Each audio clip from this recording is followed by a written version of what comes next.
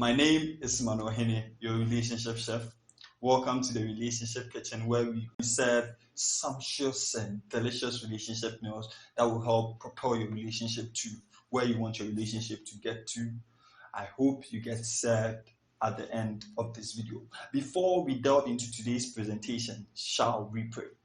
Father, we thank you for the privilege of prayer and for the privilege that you have given us right now to share what you have placed on our hearts that will help transform our relationships.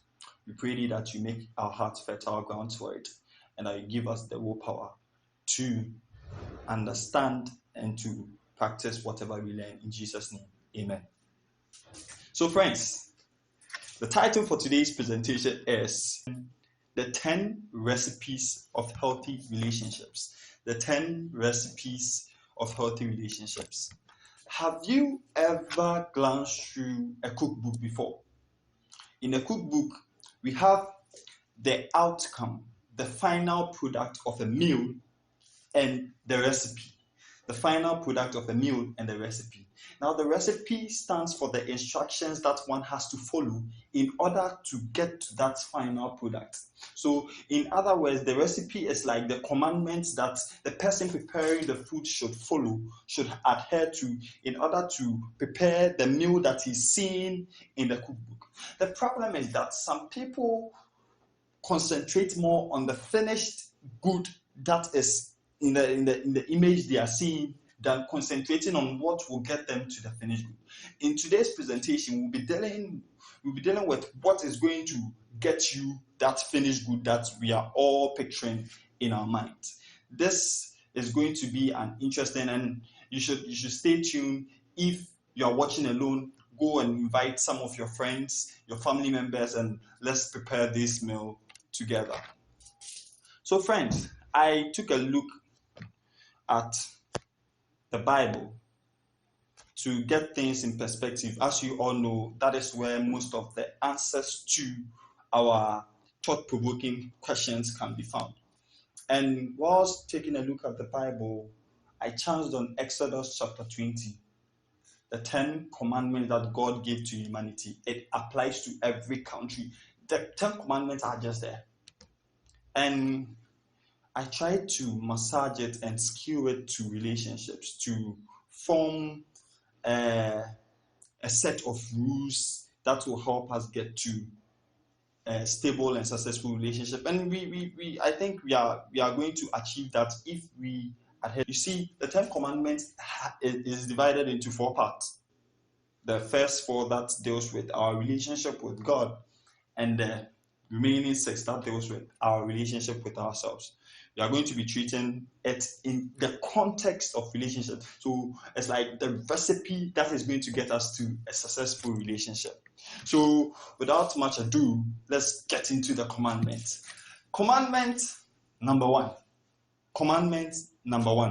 Thou shalt have no other gods before the Almighty God, who created and also redeemed you when we sinned.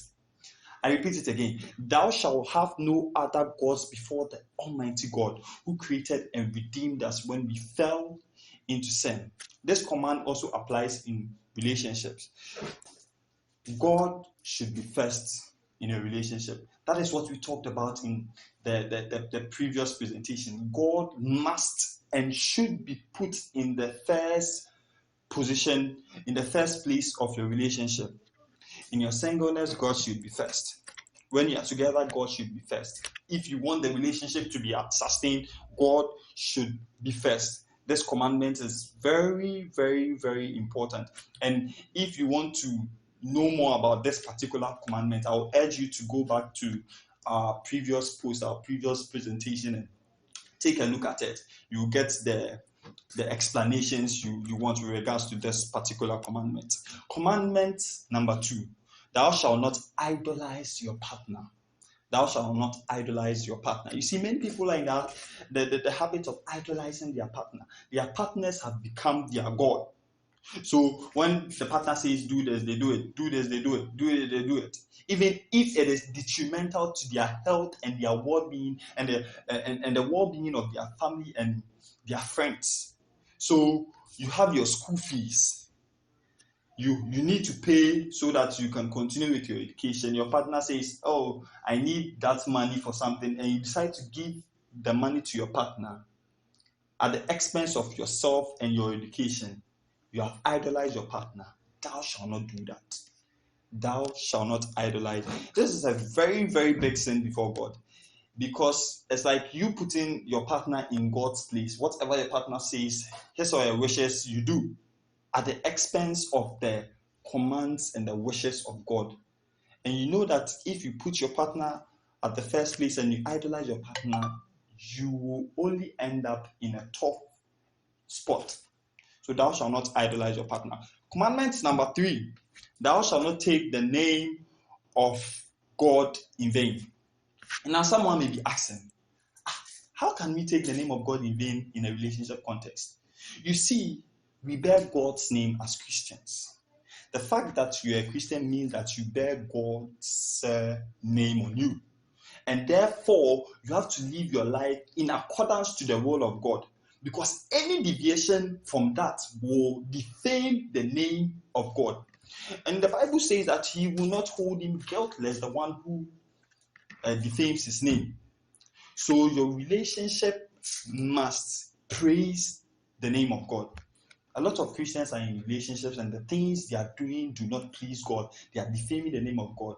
And some people are outside who are in search of truth. They look at those relationships and say, if this is what it means to be a Christian, then I don't want to have anything to do with it.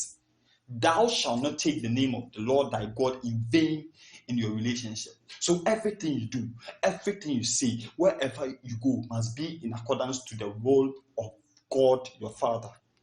Commandment number 4, remember the Sabbath day. This is a beautiful commandment. Your relationship must be a safe haven. Your relationship must be a place of rest. That's when your partner is stressed, when your partner is going through a tough time and your partner just speaks to you, you lift his or her spirit up. That is what your relationship should be. Your relationship should be a place where you study the word of God together, where spiritual growth is pushed, where an atmosphere where both parties develop every facet of their lives. It should be an environment of holiness and peace. So remember the Sabbath day in your relationship. Also, on the Sabbath day, your relationship should draw you closer to God. You should worship, you should fellowship together with your partner. If you're not doing that, then you have to start doing it. Be it finding a time for prayer, studying the Bible, like you should fellowship together with your partner. Remember the Sabbath day. Commandment number 5, your relationship should honor your parents in the Lord. Your relationship should honor your parents in the Lord. I want to stress on the in the Lord, because sometimes you may be honoring your parent but not in the Lord. Because some parents who are not in the Lord will convince you to do certain things that will harm you in the future, certain things that will destroy your relationship with God. But if your parents are advising you to do the right thing, then it's in the right place. So everything and anything you are doing in your relationship that is against the will of your parents, you should watch out. This is a commandment that carries a lot of blessing. You should honor your parents in the relationship. So your boyfriend or your girlfriend or your husband or your wife should not lead you to disrespect your parents in any way. Should not feed you with information that will cause you to disrespect your. Many people are disrespecting their parents because of the relationships they are in. That is bad. That is not what God expects from us. That is not a good instruction, and it will not get you to where you want to get to, the finished product of your relationship. So honor your parents in a relationship. Commandment number 6, thou shalt not kill. Now, some people may say that this commandment is big. Murder, no, like we are in love. Why will we murder ourselves? But I see a lot of people are killing the emotions of those they profess to be in relationship with. They are saying things that they are not supposed to say, and the things they are saying is killing their partners. The insults they rain on their partners, instead of speaking words of of peace, instead of speaking words of encouragement into the life of their partners, they are always being critical of them. This is bad. You are killing the emotions of your partner. You are taking your partner to a soft spot. Your partner did not accept to be in a relationship with you so that you be critical of him or her. But rather, you have to be in a relationship to help both of yourselves achieve the purpose for which God has brought you together. So, you should not kill. This is very important too. Commandment number 7, thou shalt not commit adultery. Next commandment, because this one is self-explanatory. I stress on it again. I'm very serious. Stop using dating to mean marriage. A lot of people are married like they are doing things married couples do because they are dating. We are having sex together. I do this together.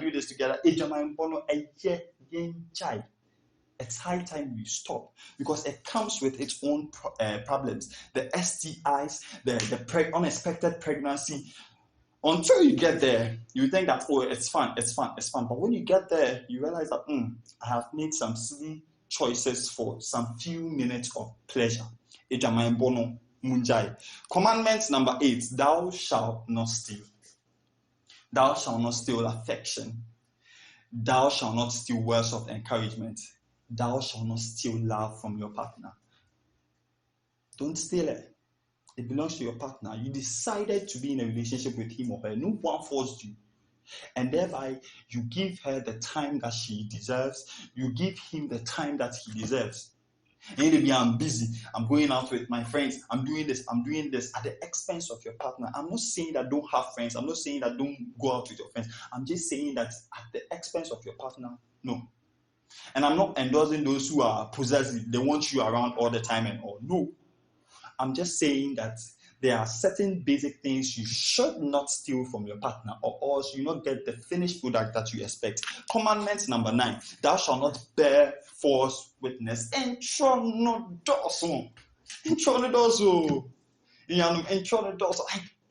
people like lying.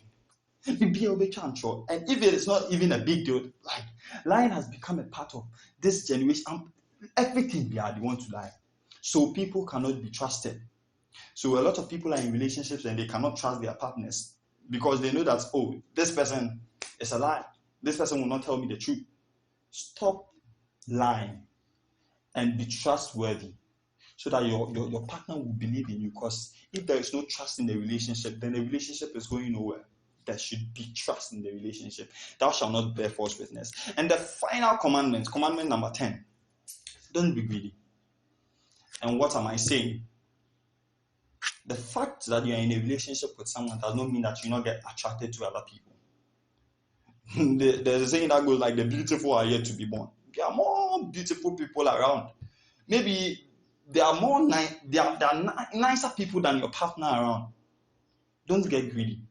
Because if you get greedy, you cause pain in your relationship, cause pain to your partner, and it will destroy your relationship, and it will not get you to the finished product that we all want to get to.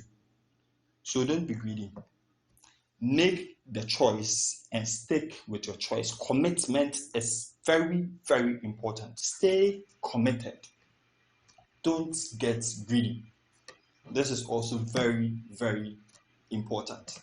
I believe that if these recipes are taken into consideration and are adhered to, you will propel your relationship to the height you expect your relationship to get to.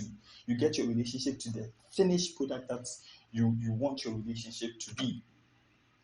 But you should not skip the process. You should not skip the instructions. Adhere to them and you'll be on the right path. Don't forget, friends, to subscribe to this channel. Invite your friends to also subscribe to this channel. Press the like button and leave a comment in the comment section. If you have a question, to leave the question there, and we'll do well to answer those questions for you. My name is Manohene, a relationship chef. Before we leave, shall we pray? Father, thank you for preparing this meal with us. We pray thee that You bless us with the willpower so that we will adhere to the commandments that you have made us understand. In Jesus' name, amen. Have a wonderful time.